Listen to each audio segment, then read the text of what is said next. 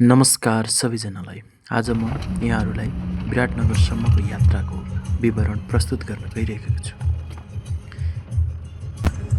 बिहान करिब 3 बजेतिर उठेर काठमाडौँ, ललितपुर, भक्तपुर हुँदै बनेपादुलीतिर यात्रा गइरहेको थियो। अनि बिहानको नास्ता भने यस बुच्चाकोट भन्ने ठाउँमा गरेका थियौँ। त्यसपछि हामी फेरि पुनः बिपी राजमार्ग हुँदै विराटनगरतर्फ गइरहेका छौँ। यसरी सुरु हुन्छ अब विपिन राजमार्गमा रोशी खोलाले बगाएको राजमार्गदेखिको महाकष्ट।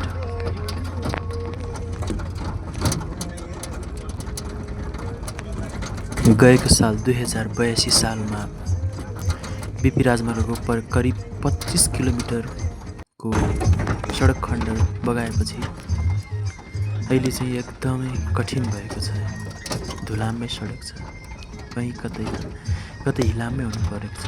त्यही गरी ठुलो बर्सात भएको बेलामा बाटो नै अवरुद्ध हुने गरेको छ। रोशी खोलाको दुवै किनारातर्फको साइडहरू बगाएको छ, जसले गर्दाखेरि यात्राको लागि एकदमै असहज परिस्थिति बनाएको छ।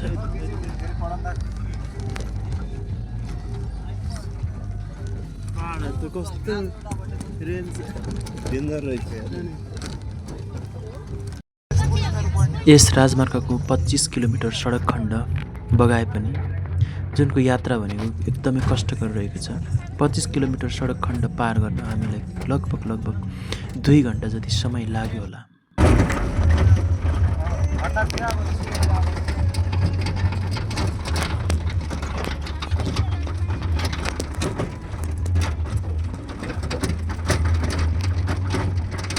नेपालको धेरै सिमाना जोडिएको जिल्ला सिन्धुलीको यस माम्ती पुल र पारिपट्टि भने रामेछाप होला सायद। यस स्थानमा चाहिँ चालकले चाहिँ खाजा एवं सर्ट टोयलेटको लागि रोक्नुभएको। त्यसै क्रममा यी दृश्यहरू कैद गर्दै गइरहेको।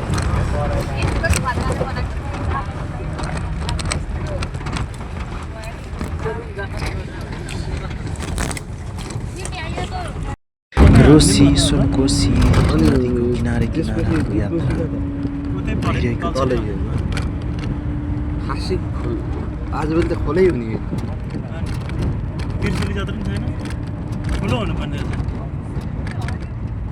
गाडी गुडिरहेको छ। हाम्रो यात्रा मेजरेबल हुन्छ कि माथि।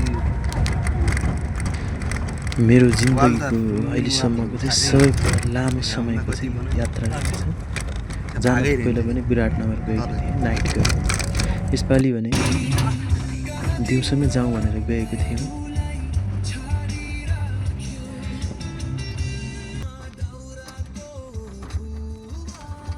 विभिन्न गीतहरूको मनोरञ्जनको साथसाथमै हामी साथीहरू पनि, ती सबै यात्राका साथीहरू पनि गाडीको रफ्तारसँगै अगाडि बढिरहेका छौँ।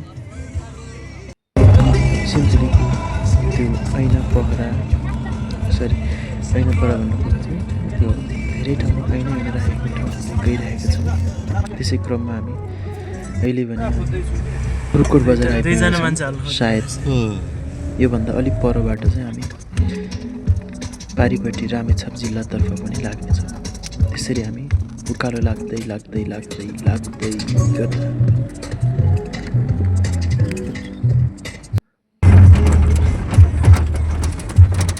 अब भने हामी त्यो ऐना राखेको पहरा अथवा भिरमा आइपुगिसकेका छौँ, जहाँ हेर्दा चाहिँ एकदमै सिसा ऐना टाँसिरहेको थियो।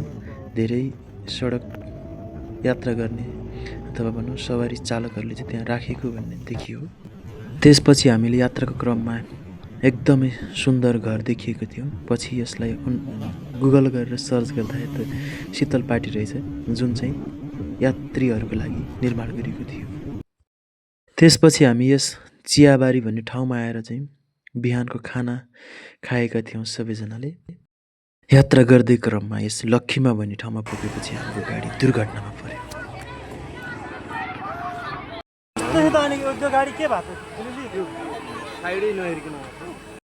मेरो जिन्दगीको अहिलेसम्मको यात्रामा यसपालिको भने एकदमै दुर्घटनामा पर्यो।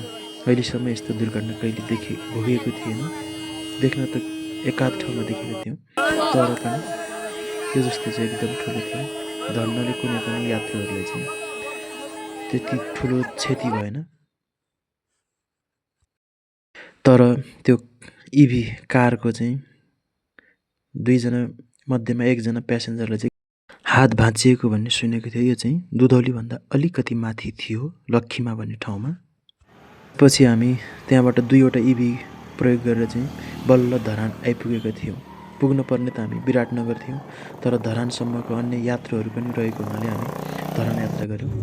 त्यसपछि हामी फेरि वनको बाटो हुँदै यता विराटनगरतर्फको बाटो लागेका थियौँ, जुन चाहिँ यो प्रकाशपुरसम्मको एकजना यात्रु हुनुहुन्थ्यो। उहाँको साथमा एउटा सानो बच्चा पनि थियो, जसले गर्दाखेरि चाहिँ हामी चढेको इभीको गुरु भनौँ चालकले पनि उहाँलाई चाहिँ एउटा मानवताको हिसाबले पनि सकेसम्म नजिकै छोड्ने निर्णय गरेर पुग्यौँ। त्यसरी हामी त्यस दिन राति 11 बजे विराटनगर पुगेका थियौँ र सुत्दा त करिब 1 बजिसकेका थियौँ। हस्त धन्यवाद।